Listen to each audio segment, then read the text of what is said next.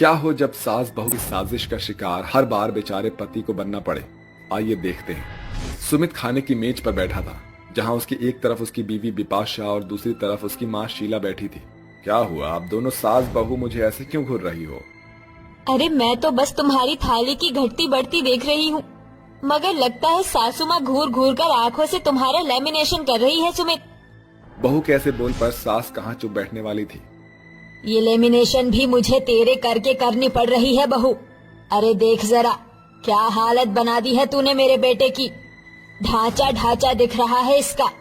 6 दिन कोल्हू के बेल की तरह खटता है मेरा बेटा। एक संडे मिलता है बेचारे को, उस एक दिन में तू उसका सर खा जाती है। अच्छा, अगर इतनी है तो फिर खुद क्यों नहीं कर लेती अपने बेटे की खातिरदारी। एक दिन का भले ना उकसाया जाए, मगर तड़कते भड़कते ताने देना कोई आप सास से सीखे। इस तरह दोनों सास बहू संकेत के पीछे लड़ बैठती हैं। बेचारा पति करता भी तो क्या, सिवाय खुद में फुसफुसाने के। ए देवा उठा ले रे बाबा। जब देखो दोनों सास बहू मैदान में उतर जाती है। भाग मिल्खा भाग, वरना बस इन सास बहू के लड़ाई लफड़े में फंसकर रह जाएगा। सास बहू के बीच खटपट होता देखकर सुमित बिना खाना फिनिश किए फटाफट से अपना बैग लेकर ऑफिस के लिए खिसक लेता है, जहां जतिन उससे कहता है, क्या बात है मेरे यार, आज फिर सुबह सुबह माँ और बीवी के बीच में महाभारत की जंग छिड़ी है क्या? अरे पूछ मत यार, मैं तो माँ और बीवी के बीच में फंस कर रह गया हूँ। एक तरफ माँ खींचती है, एक तरफ बीवी खींचती है। दोनों सास बहू मुझ बेचारे पति के साथ च्युइंगम की तरह खींचातानी करते रहते हैं। बहुत परेशान हो गया भाई। अब शादी के बाद हर लड़के का यही हाल होता है भाई। अरे सास बहू के कलेशबाजी में बेचारे हम जैसे पति पिस कर रह जाते हैं। चल अब काम कर ले, वरना बॉस की बातें सुननी पड़ेगी। उसके बाद सुमित काम में लग जाता है और देर रात जब थका हारा वो घर पहुंचता है तो उसकी बीवी बिपाशा उस पर टूट पड़ती है। हाउ डेयर यू सुमित, तुम तो सुबह भीगी बिल्ली की तरह ऑफिस भाग गए। अरे दफ्तर नहीं जाएगा तो घर का दाना पानी क्या तेरे मायके वाले चलाएंगे? कितना शौक था मेरे सुमित को बुलेट बाइक का। क्या पता था कि तेरे मक्कार मायके वाले आखिर में हमें ठेंगा दिखाकर ठग देंगे। अपनी सास की आग लगाओ बातें सुनकर बहू बेचारे पति पर पिनक पड़ती है। सुमित, सासू माँ जो कह रही है वो सही है। यार बिपाशा, बेबी तुम खामखा मुझ पर क्यों चिढ़ रही हो यार? अब मैंने क्या कर दिया है? मैंने क्या किया? सारे फसाद की जड़ तो तुम हो। मुंह देखा है, तुम्हें तो कोई घोड़ी भी घास न डाले। वो तो तुम्हारी किस्मत अच्छी थी जो लंगूर के हाथ में अंगूर आ गया। मैं मिल गई ना, इतना ही बहुत है तुम्हारे लिए। आए बड़े बुलेट पर बैठने वाले। बिपाशा सास का सारा गुस्सा बेचारे पति पर उतार कर पैर पटकते हुए वहां से चली जाती है। ये तो रही बीवी की बात, मगर माँ की सुनी तो अभी बाकी थी। क्यों मेरे लाल, मुंह में क्या दही जमा रखी है? बीवी 4 बातें सुनाकर चल दी और तू ताकता रह गया। अरे पति है तू उसका, उसे कमा कर खिलाता है, माचो बन समझा। ये बोलकर माँ भी चली जाती है। बेचारा पति सास बहू की बातें सोच सोच कर सर पकड़ लेता है। ऐसे ही दिन बीतता जाता है। एक सुबह बिपाशा हॉल में पोछा लगा रही होती है, तभी सुमित जल्दबाजी में बाहर जाने लगता है, जिससे फर्श गंदा हो जाता है और बिपाशा जोर से चिल्लाती है, सुमित, तुम्हारी आंखें है कि बटन? मेरा काम बढ़ा दिया। अरे फर्श ही तो गंदा हुआ है, कोई पहाड़ तो नहीं टूट पड़ा जो बेचारे अपने पति पर ऐसे चिल्ला रही है। सासू माँ, आपको बीच में बोले बिना रहा नहीं जाता क्या? मैं अपने पति से बात कर रही हूँ। अरे भूल मत बहू, तेरे पति से पहले वो मेरा बेटा है, समझी ना? खबरदार जो उसे डांटा डपटा तो ये सास तेरी शामत ले आएगी। इस तरह एक बार फिर दोनों सास बहू में खटपट शुरू हो जाती है, जिसे देखकर बेचारे पति को कुछ भी समझ नहीं आता कि वो करे तो क्या और क्या ना। बस करो यार आप दोनों, एक पोछे के पीछे आप सास बहू ने बवाल खड़ा कर दिया है। अरे मुझे आंखें क्या दिखा रहे हो? सासू माँ को समझाओ। किसने कहा था सासू माँ को हम मियाँ बीवी के कलेश में कूदने को? हाँ हाँ, भर ले मेरे बेटे के कान। इसके सिवा तुम आजकल की बहू को आता ही क्या है? सही कहती है कम्मो, शादी के बाद बेटा जोरू का गुलाम बन जाता है, फिर उसे माँ से कहाँ मतलब। ये कहते हुए सास चालाकी से झूठ मूठ का रोना रोने बैठ जाती है। ये देखकर सुमित मायूस हो जाता है। आई एम सॉरी माँ, मेरा मिजाज गर्म हो गया था, प्लीज मुझे माफ कर देना। अच्छा सुनो, देखो मुझे दफ्तर के लिए देरी हो रही है, मैं चलता हूँ, मैं बाद में बात करूंगा, है ना? प्लीज। ये कहकर सुमित ऑफिस आ जाता है। सत्तू सब्जी वाला सास बहू के घर के आगे से गुजरता है। ए सब्जी ले लो, सब्जी ताजी ताजी हरी हरी सब्जी। अरे आओ आओ बहनों, ताजी ताजी तरोई ले लो, तरोई, आलू आलू, कांदा ले लो। दोनों सास बहू बाहर आती है। तभी शीला की नजर सब्जी वाले के ठेले पर पड़े हरे भरे सोए पर जाती है। सुमित को आलू सोए की सब्जी कितनी भाती है। आज मैं अपने बेटे के लिए उसके मनपसंद का खाना बनाऊंगी। अरे जरा ठहरो, कैसे दे रहे हो सोया? 15 का पहिया है चाची, कितना दे दे? 1 पाव कर दो। अच्छा, तो मेरी सासू माँ मेरे पति को पोतने के लिए उनके मनपसंद की सब्जी बनाने वाली है। अभी बताती हूँ। बहू ठुमकते हुए सब्जी वाले के ठेले पर आकर टिंडे उठा अपनी सास को टशन भरी आंखों से देखते हुए कहती है, अरे वो सब्जी वाले, जरा जल्दी से 1 किलो टिंडे तोल दो। आज मुझे अपने पति के लिए उनके मनपसंद की सब्जी बनानी है। दोनों सास बहू सुमित के लिए उसके मनपसंद का खाना बनाती है। शाम को जब सुमित घर आता है तो खाना देखकर खुश हो जाता है। क्या बात है, आज तो आप दोनों ने सारा खाना मेरे पसंद का बनाया है। अरे बेटा ये ले, आलू और सोए की सब्जी चख, बहुत ही स्वादिष्ट बनाई है। हाँ हाँ माँ, चखता हूँ मैं। सुमित मजे ले लेकर अपने माँ के हाथों के बनाए आलू सोए की सब्जी के चटकारे लगाने लगता है, जिसे देखकर बीवी चिढ़कर अपनी बनाई हुई सब्जी वहाँ से हटाने लगती है। अरे बिपाशा, ये क्या कर रही हो यार, मुझे टिंडे की सब्जी तो ट्राई करने दो। कोई जरूरत नहीं है, तुम अपने माँ के हाथों बना हुआ खाओ। और आप सासू माँ, कल से सुमित का टिफिन आप बनाओगी। हाँ हाँ बना लूंगी। वैसे भी तूने मेरे बेटे को अपने हाथों का खाना खिला पिलाकर कोई पहलवान नहीं कर दिया। तेरे हाथों का पका पकाया खाना खाकर मेरे बेटे की हालत पतली हो गई है। अब शीला बनाएगी खाना।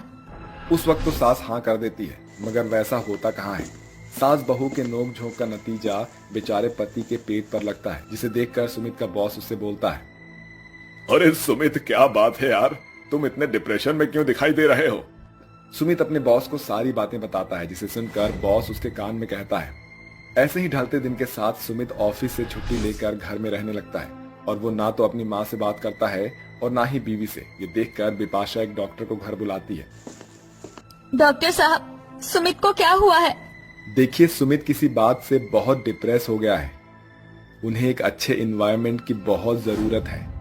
मेक श्योर कि उनके आसपास सिर्फ खुशी हो, कोई झगड़ा नहीं हो। ये सुनकर दोनों सास बहू बेचारे पति को देखकर रोते हुए बोलती हैं, हे भगवान, मैंने तो सोचा नहीं कि हम सास बहू की लड़ाई से मेरा बेटा ऐसा हो जाएगा। बहू, तू मुझे माफ कर दे। अब मैं फिर कभी तुझसे कोई झगड़ा झंझट नहीं करूंगी। माँ जी, मुझे भी माफ कर दीजिए। मैंने तो कभी सपने में भी नहीं सोचा था कि हम सास बहू की नोक झोंक का बेचारे मेरे पति पर ऐसा नतीजा निकलेगा। अब हम फिर कभी नहीं लड़ेंगे। इसके बाद बिपाशा और शीला सुमित की हर छोटी बड़ी ख्वाहिश पूरी करती है, वो भी बिना लड़े।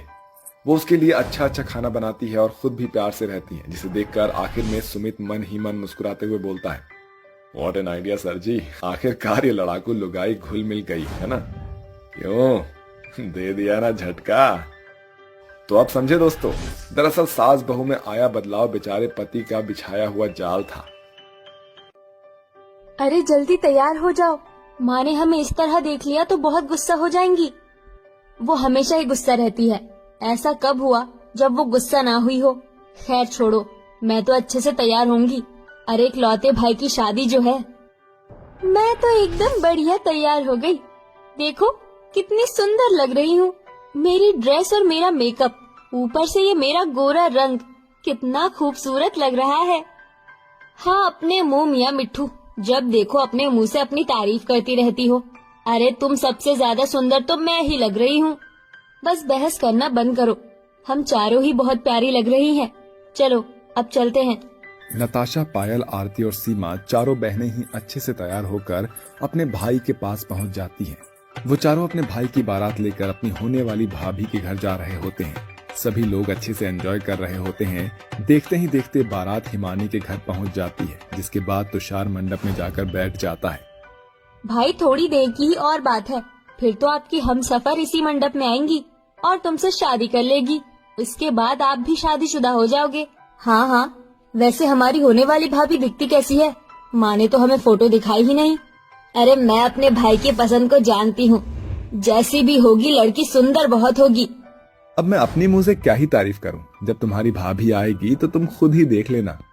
अरे देखो देखो, हमारी होने वाली भाभी आ गई। हिमानी शादी के जोड़े में मंडप की तरफ बढ़ते हुए आ रही होती है। जैसे ही हिमानी मंडप में पहुंचती है, तुषार की चारों बहनें उसे देखकर हैरान रह जाती है और एक दूसरे के कान में कहने लगती है, हे भगवान, ये क्या, कहीं मैं कोई सपना तो नहीं देख रही हूँ? क्या यही है वो लड़की जिससे भाई शादी करने वाले हैं? हे भगवान, ये तो कोयले जितनी काली है। इतनी काली लड़की से भैया शादी क्यों कर रहे हैं? अरे मैं तो कहती हूँ भैया को शादी करने के लिए मना कर देते हैं। अरे हमारे भैया को तो कोई भी सुंदर लड़की मिल जाएगी। अरे भूलो मत, भैया ने खुद ही तो इन्हें पसंद किया है। भैया की लव मैरिज है। जब भैया खुद इस लड़की से शादी करना चाहते हैं तो हम इसमें क्या कर सकते हैं? पायल की बात सुनने के बाद सीमा, आरती और नताशा चुप हो जाती है। देखते ही देखते हिमानी की शादी तुषार से हो जाती है और वो अपनी पत्नी को अपने साथ अपने घर ले आता है, जहाँ हेमलता अपनी बहू का गृह प्रवेश करती है। अरे आओ आओ बहू, अंदर आओ, तुम्हारा घर में स्वागत है।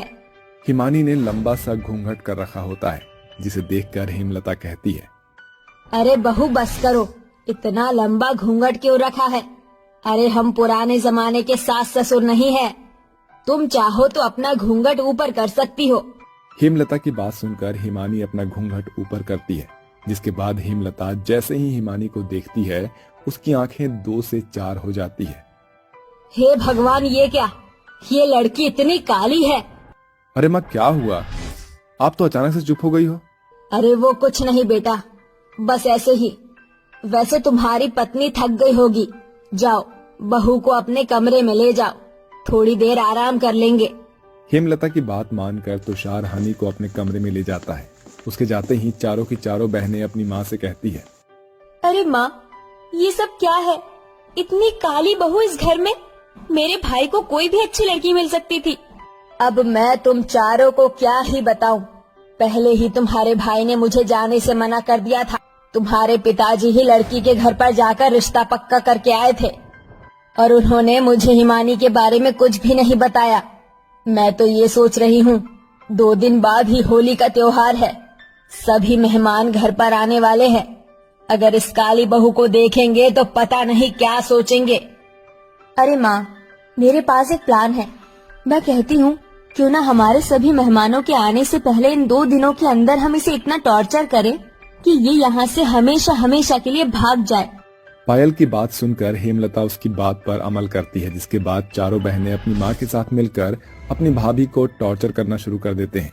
पहले दिन से ही वो बेचारी हिमानी से खूब सारा काम करवाते हैं। अरे भाभी, ये सब क्या है? देखना जरा, चारों तरफ कितनी धूल हो रही है। 2 दिन बाद मेहमान आने वाले हैं, जल्दी से इसे साफ कर दो। हाँ हाँ, क्यों नहीं, मैं ये सारी साफ सफाई अच्छे से कर देती हूँ।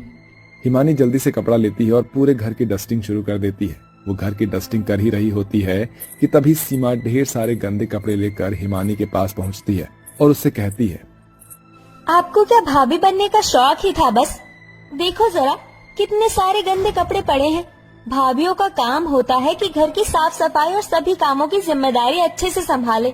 आप तो कुछ भी नहीं कर रही हो। नहीं नहीं सीमा, ऐसा नहीं है, मैं भी घर की डस्टिंग कर रही थी। बस इसे खत्म करते ही कपड़े धो दूंगी। वाह जी वाह, आए हुए 1 दिन नहीं हुए हैं और आप पहले दिन से ही घर में बहाने बनाने लगी हो। ताना देने के बाद सीमा वहाँ से चली जाती है। हिमानी को ये सब बहुत बुरा लगता है, लेकिन वो चुप रहती है। मुझे लगता है कि सब लोग मिलकर मेरा इम्तिहान ले रहे हैं। चाहे कुछ भी हो जाए, इस इम्तिहान को पास करके ही रहूंगी। हिमानी ऐसा सोच ही रही थी कि तभी उसकी ननद पायल उसके पास आती है और कहती है, ओहो, ये क्या, अभी तक सोच ही रही हो? अभी तो आपको ये कपड़े भी धोने हैं और बहुत सारे गंदे बर्तन भी धोने हैं। कब करोगी इतना सारा काम? चिंता मत कीजिए ननद जी, मैं सारे काम अच्छे से कर लूंगी। आप बस मुझे थोड़ा सा वक्त दे दीजिए। हिमानी ऐसा कहकर घर के सारे काम कर लेती है। वो घर की साफ सफाई भी करती है और कपड़े भी धो लेती है और आखिर में वो सारे बर्तन धो लेती है। जिसके बाद नताशा उसके पास आती है और कहती है, हे भगवान, कैसी भाभी हो तुम? हम लोग सुबह से भूखे हैं और आपने हमारे लिए खाना ही नहीं बनाया है। नताशा की बात सुनते ही हिमानी रसोई में जाती है और जल्दी से खाना बनाकर सबके लिए टेबल पर लगा देती है। सारा खाना खत्म होने के बाद वो अपने कमरे में आराम करने चली जाती है, जिसके बाद हेमलता अपनी चारों बेटियों से कहती है, अरे ये कल्लो माई तो काम में बहुत तेज निकली। अगर ये इसी तरह सारे काम अच्छे से करेगी तो हमें तो इसे इस घर से निकालने का कोई मौका ही नहीं मिलेगा। अब तो बस एक ही काम हो सकता है कि होली वाले दिन हम इस कल्लो माई को एक कमरे में बंद कर दें, तभी हमें इससे छुटकारा मिल पाएगा। नताशा की बात सभी मान जाती है, जिसके बाद होली भी आ जाती है। होली वाले दिन सभी लोग बहुत खुश होते हैं। नताशा किसी बहाने बेचारी हिमानी को एक कमरे में ले जाती है और वहां किसी तरह से उसे बंद कर देती है, जिसके बाद वो दरवाजे पर खड़ी होकर खुद से कहती है, इस घर में इस कमरे की आवाज कभी बाहर नहीं आती। बेशक आवाज कमरे के अंदर चली जाए, अब ये इससे बाहर ना आ पाएगी और ना ही हमारे मेहमान इस कल्लो माई को देखेंगे। चारों बहनें खुशी खुशी होली का त्योहार मना रही थी। वहीं दूसरी तरफ बेचारी हिमानी कमरे में बंद होकर रो रही होती है। आखिर मेरी ननद ने मेरे साथ ऐसा क्यों किया? मैंने तो उनका कभी बुरा नहीं सोचा। उन्होंने जैसा कहा मैंने बिल्कुल वैसा ही किया। अब मैं क्या करूं? ये मेरी तुषार जी के साथ पहली होली थी। हिमानी बहुत उदास हो जाती है और रोने लगती है। वहीं दूसरी तरफ कुछ लड़के पायल को अपने जाल में फंसा लेते हैं और उसी कमरे में ले आते हैं जहां हिमानी को बंद करके रखा होता है। वो उसे परेशान कर रहे होते हैं। अंदर से हिमानी को सारी आवाज सुनाई दे रही होती है। अरे ये क्या? ये तो पायल की आवाज है। लगता है वो मुसीबत में है। अब मैं क्या करूं? छोड़ दो कमीनों, मुझे छोड़ दो। क्यों लेकर आए हो मुझे यहाँ?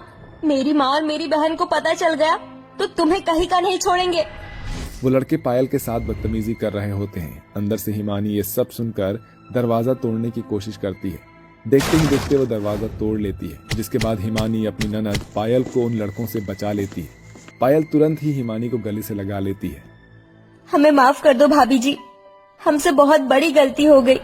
आप इतनी अच्छी हो कि मैं बता नहीं सकती। हमने इतना बुरा बर्ताव किया, लेकिन आपने फिर भी मेरी जान बचाई। जो हुआ उसे भूल जाओ और अपने इस त्योहार को अच्छे से मनाओ। अरे मेरे लिए तुम सभी एक समान हो। पायल अपने साथ हुई दुर्घटना के बारे में अपनी तीनों बहनों और अपनी माँ को बताती है, जिसे सुनकर उन्हें भी बहुत अफसोस होता है और वो सभी मिलकर हिमानी से माफी मांगती हैं। नहीं नहीं, आप सभी को माफी मांगने की कोई जरूरत नहीं है। बस मैं तो यही चाहती हूँ कि हम प्यार प्रेम से रहें। हिमानी की ये बात सुनने के बाद उसकी चारों ननद उसे रंग लगाती है, जिसके बाद उसकी चारों ननद उसके साथ अच्छे से होली खेलती है और वो चारों अपने मन से काले और गोरे रंग का भेदभाव हमेशा हमेशा के लिए निकाल देती है।